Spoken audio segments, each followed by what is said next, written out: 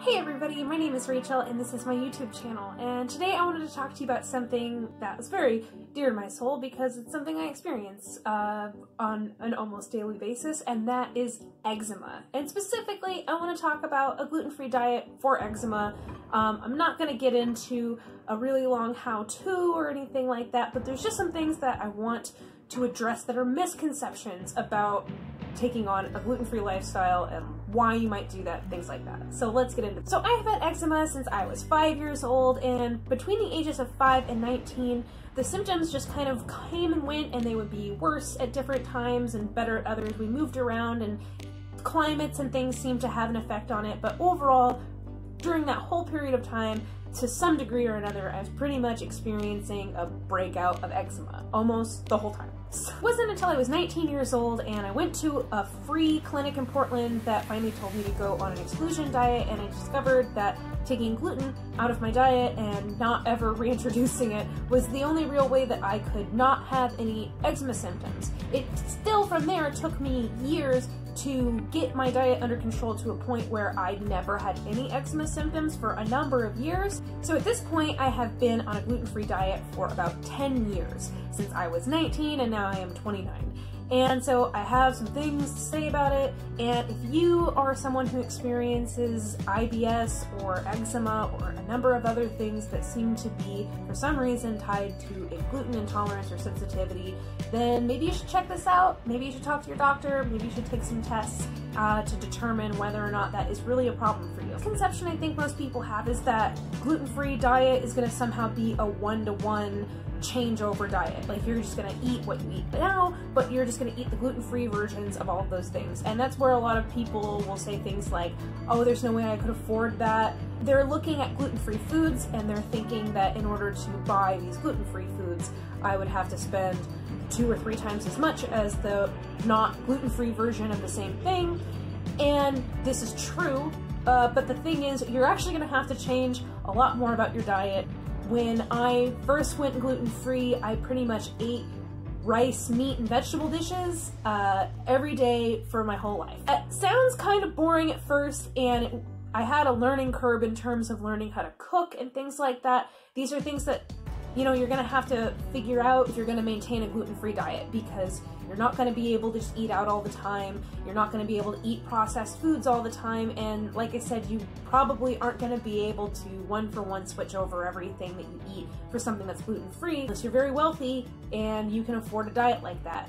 But even then, I really wouldn't recommend, in general, for your health, especially if you're someone who has a chronic disease like eczema or something like that. You probably shouldn't be eating a lot of sugary, starchy, processed foods in the first place, and that's where most of the gluten-free foods that you're gonna blow money on, like bread and like cookies and things, you're just gonna eat less of those. The second thing is that I think people give up before they start on a gluten-free diet because they can't imagine where they would start, and they can't imagine just dumping all of the gluten food in their house and trying to replace it all with gluten-free food and figuring out overnight how they're going to put cooking into their schedule and things like that. This is a really big change, and it is something that takes a lot of time. I would say that for myself, I did make a lot of changes rapidly all at once right there in the beginning to get that whole exclusion diet going so that I could start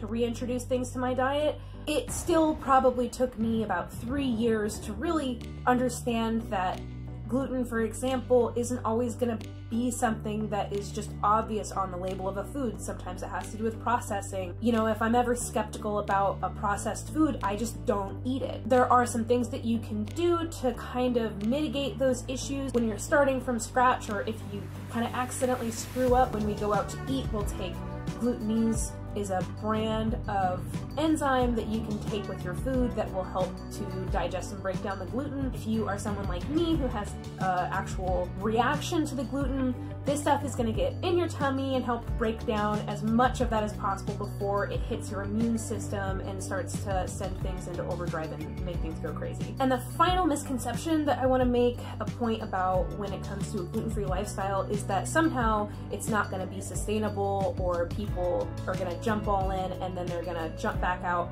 and they're just gonna like see how it goes. I have been doing this for 10 years now. I have 2 children who are on a completely gluten-free diet.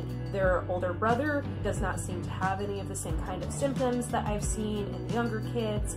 You know, we have to accommodate sometimes some different lifestyles. It is possible and it is sustainable, even with kids. I have picky little kids, just like everybody else that I talk to. It's just different, and you're gonna have to figure out those picky things that they will eat that don't have gluten instead of the picky things that they eat when they're used to eating gluten.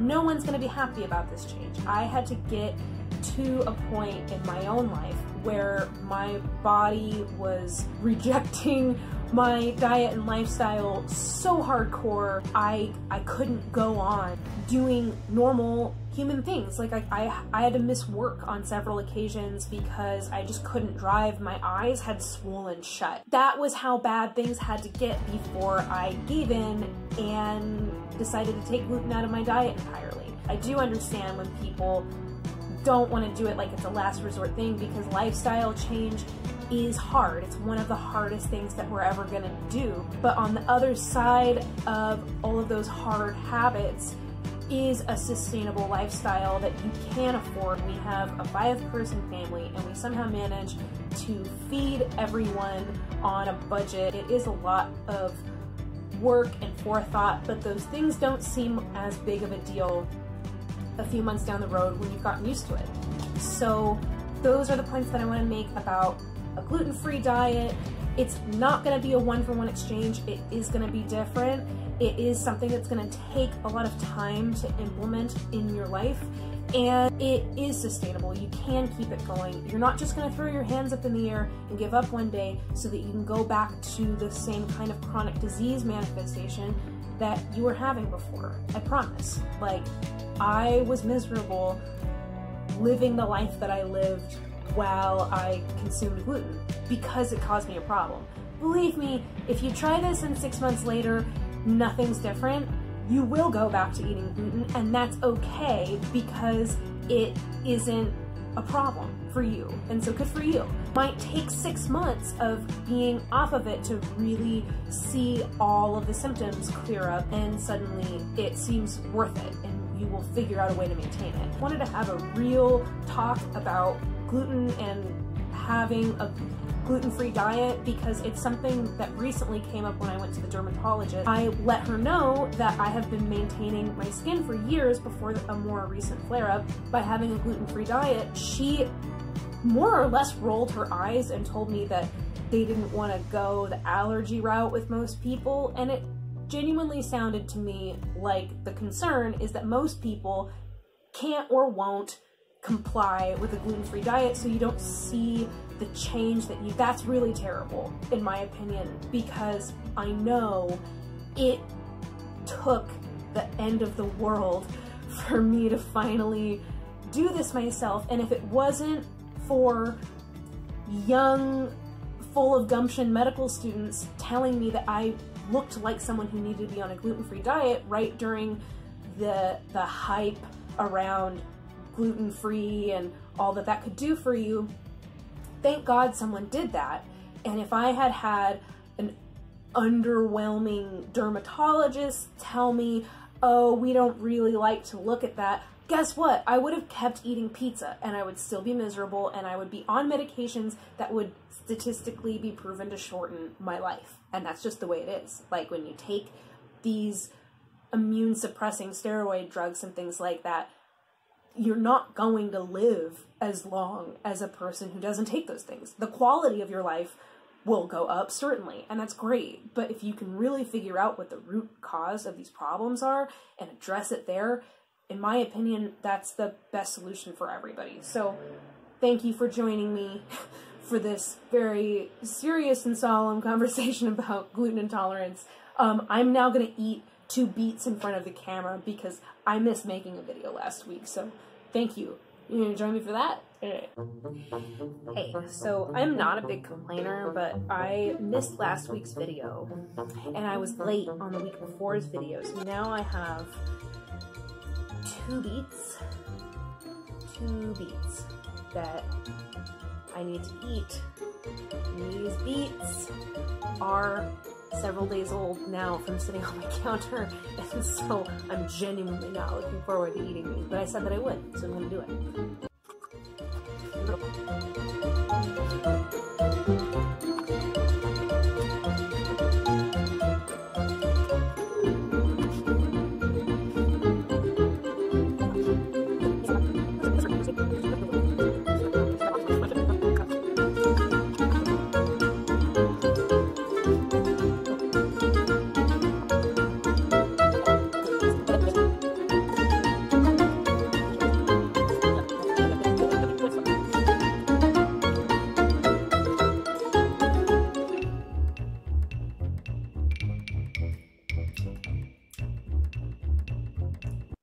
Okay, weird. I'm done now. In honor of this day and of not giving up on my YouTube channel dreams, I decided that when I was at the store buying those 2 beets, that I would get this beet sticker.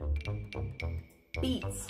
Anyway, so now I'm gonna put this beet sticker on my water bottle so that I'm reminded every week and every day when I drink out of my water bottle about how much I don't want to do this beet part specifically. I want to keep doing these videos every week. And I love you guys and thank you so much for joining me. I hope that you learned something from today's video other than the fact that beets are weird and they taste bad, and that I will probably be haunted by the taste of beets in my dreams for the next several weeks. And hopefully this segment of the video isn't here. So thank you so much for your time and attention, and I am going to go spend that on my job now. Thank you very much, everybody. Have a great day.